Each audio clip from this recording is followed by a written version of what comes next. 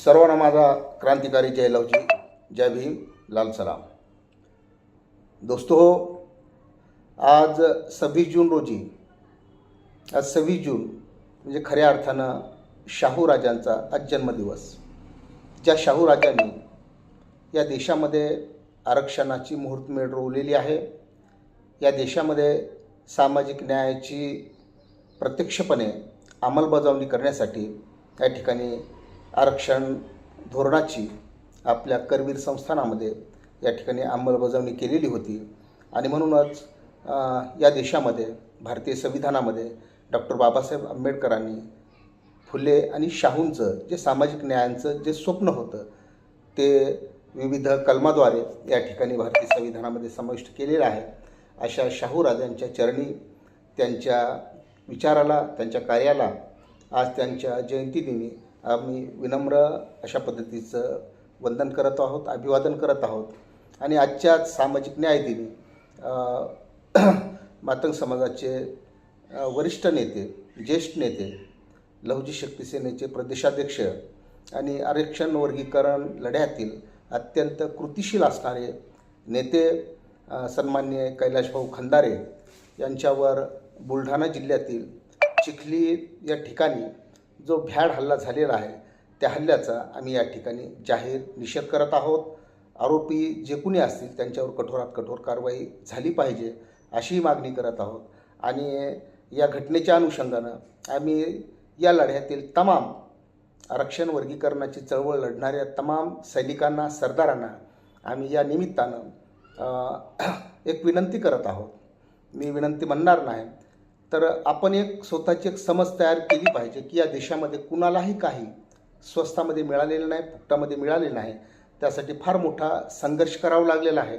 आपल्याला या देशामध्ये पाण्यासाठी संघर्ष करावा लागलेला आहे, आपल्याला या देशामध्ये शिक्षणासाठी संघर्ष करावा लागलेला आहे, आपल्याला या देशामध्ये सन्मानानं जगण्यासाठी संघर्ष करावा लागलेला आहे। तद्वतच जे जे काही म्हणून आपल्याला मिळवायचं असतं त्यासाठी आपल्याला संघर्ष करावा लागतो। आणि हा संघर्ष करत असताना असे प्रकार होत असतात, असे प्रकार स्वाभाविक असतात। कारण हा जो हा लढा आता कुठल्याही नेत्याच्या हातामध्ये राहिलेला नाही, तर हा लढा जनतेच्या हातामध्ये गेलेला आहे। मग भलेही आरक्षण वर्गीकरणाच्या समर्थनामध्ये असतील, त्या जनतेनं हा लढा आता ताब्यामध्ये घेतलेला आहे। आणि आरक्षण वर्गीकरणाला विरोध करणाऱ्या समूहातील सुद्धा जनतेनं हा लढा आता त्यांच्या हातामध्ये घेतलेला आहे। त्याच्यामुळं आता जे कोणी नेते मंडळी असतील त्या नेते मंडळींना अशा प्रसंगातून या ठिकाणी जावं लागणार आहे, त्याची तयारी ठेवावी लागणार आहे।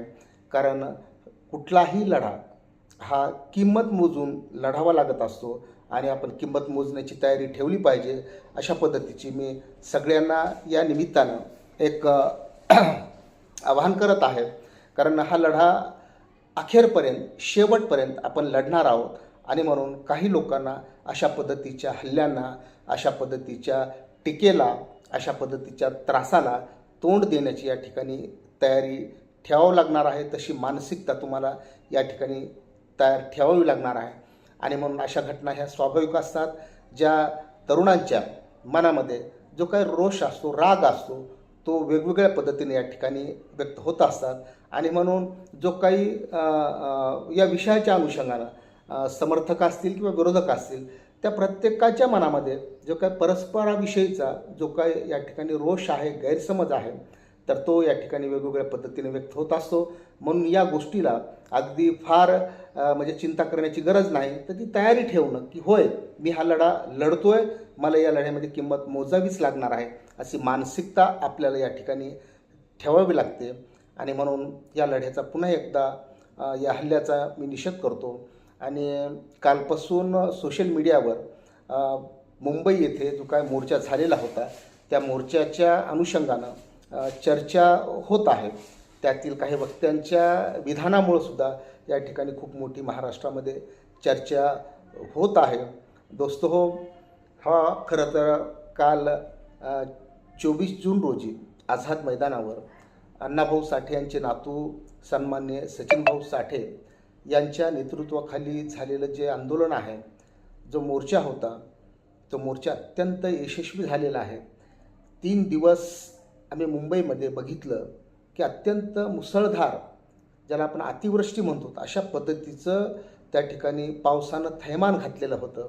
आणि अशा या नैसर्गिक संकटाचा आम्ही कसा मुकाबला करणार आहोत या चिंतेमध्ये आम्ही सर्व होतो. परंतु जनतेनं आरक्षण वर्गीकरणाच्या मागणीसाठी लढणाऱ्या जनतेनं अगदी पावसाची त्या संकटाची तमानं बाळगता या ठिकाणी हजारोच्या संख्येनं आझाद मैदानावर येऊन या ठिकाणी सचिन भाऊंना साथ दिलेली आहे. अर्थातच आरक्षण वर्गीकरण लढ्याला साथ दिलेली आहे. आणि म्हणून या आंदोलनाची जी एक सकारात्मक चर्चा होणं अपेक्षित होतं, परंतु दुर्दैवानं या आंदोलनाची चर्चा या ठिकाणी नकारात्मक याकडे गेलेली आहे. म्हणजे आरक्षण वर्गीकरणाचा जो विषय आहे तो विषय डायव्हर्ट होऊ नये याची काळजी आम्ही वारंवार आम्ही घेत आहोत. परंतु जाणीवपूर्वक हा विषय डायव्हर्ट करण्याचा प्रयत्न या महाराष्ट्रामध्ये सुरू आहे. कारण डायव्हर्ट यासाठी केला जातो की आता आरक्षण वर्गीकरणाचा हा जो विषय आहे तर त्यावर कायदेशीर किंवा संवैधानिक जी आर्ग्युमेंट आहे ती आर्ग्युमेंट आता संपलेली आहे. कारण जी आर्ग्युमेंट करायची होती ती सर्वोच्च न्यायालयामध्ये करायची होती आणि सर्वोच्च न्यायालयाच्या 7 सदस्यीय बेंचनं जो निर्णय दिलेला आहे त्यामुळं ही कायदेशीर स्वरूपाची आर्ग्युमेंट या ठिकाणची संवैधानिक स्वरूपाची चर्चा या ठिकाणी संपलेली आहे. आणि म्हणून संवैधानिक चर्चेवर या ठिकाणी जाण्याऐवजी कुणीतरी काहीतरी बोलतं, कुणीतरी काही उठतो आणि काहीतरी वक्तव्य करतं आणि त्याकडं या ठिकाणी हा विषय डायव्हर्ट करण्याचा जाणीवपूर्वक प्रयत्न या महाराष्ट्रामध्ये सुरू आहे. दोस्तो हो, आरक्षण वर्गीकरण होईल नाही होईल किंवा झालं तर कुणाला किती मिळेल हा नंतरचा विषय आहे.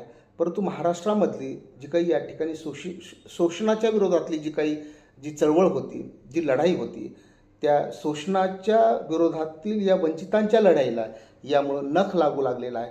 त्यामुळे आम्हा सर्वांची जबाबदारी ही आहे की वर्गीकरण होईल न होईल यापेक्षा आम्ही सर्व शोषित आहोत आणि या शोषितांचा लढा या ठिकाणी आम्हाला एकत्र येऊन पुन्हा एकदा लढावं लागणार आहे याची जाणीव आपण सर्वांनी ठेवणं अत्यंत गरजेचं आहे. आणि म्हणून कालचा जो लढा होता तो वंचितांचा लढा होता, तो शोषितांचा लढा होता, तो या ठिकाणच्या संधिवंचित लोकांचा हा लढा होता आणि तो लढा खूप चांगल्या पद्धतीने या ठिकाणी यशस्वी झालेला आहे. ह्या आंदोलनामध्ये जे काही हजारोच्या संख्येनं जो काही समाज बांधव भगिनी, आमच्या माता, वडीलधारी मंडळी, अगदी लहान मुलं घेऊन महिला या ठिकाणी पडत्या पावसामध्ये आंदोलनामध्ये सहभागी झालेल्या होत्या, त्या सर्वांचं आम्ही या ठिकाणी धन्यवाद मानत आहोत. आणि सचिन भाऊंच्या नेतृत्वाखाली झालेल्या मोर्चाच्या संदर्भामध्ये सरकारी पातळीवर काय घडलं आहे याची चर्चा मात्र दुर्दैवानं समोर आलेली नाही. तर ही चर्चासुद्धा समोर येणं गरजेचं आहे.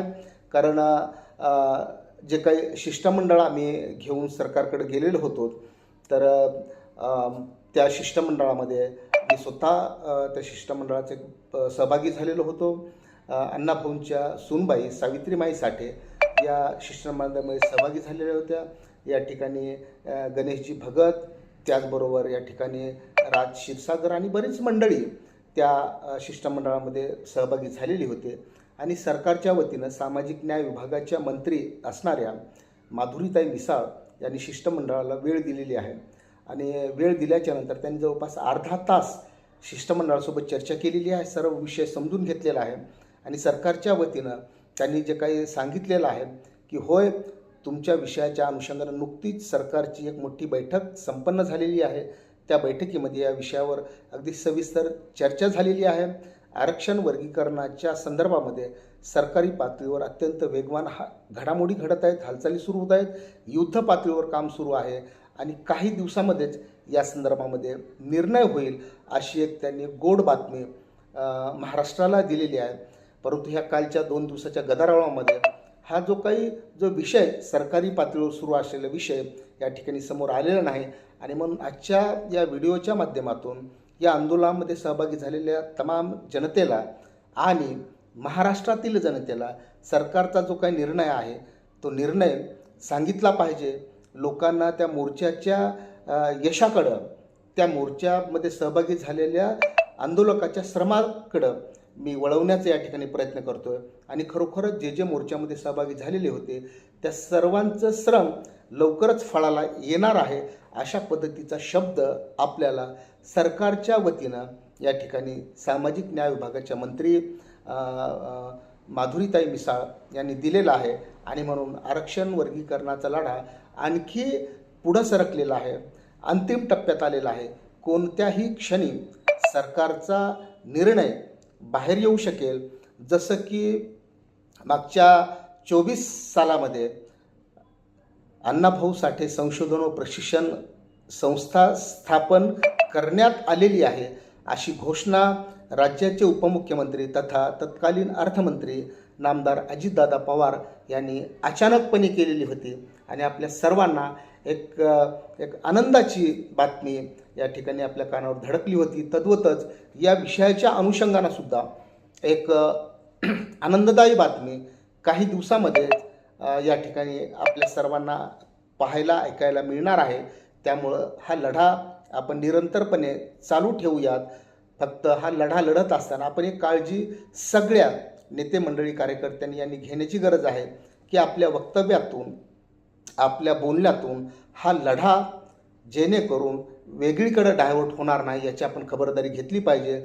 आरक्षण वर्गीकरणाची जितके काय तुमची बाजू असेल संवैधानिक पद्धतीने, ती संवैधानिक पद्धतीने तुम्ही बाजू मांडू शकतात, परंतु जेणेकरून हा लढा या ठिकाणी डायव्हर्ट होईल याची सर्वांनी आपण खबरदारी घेणं गरजेचं आहे. म्हणून माझी सगळ्यांना या निमित्ताने विनंती आहे की आंदोलन कालचं 24 जूनचं सचिन भाऊंच्या नेतृत्वाखालचं अत्यंत या ठिकाणी सफल झालेलं आहे, यशस्वी झालेलं आहे.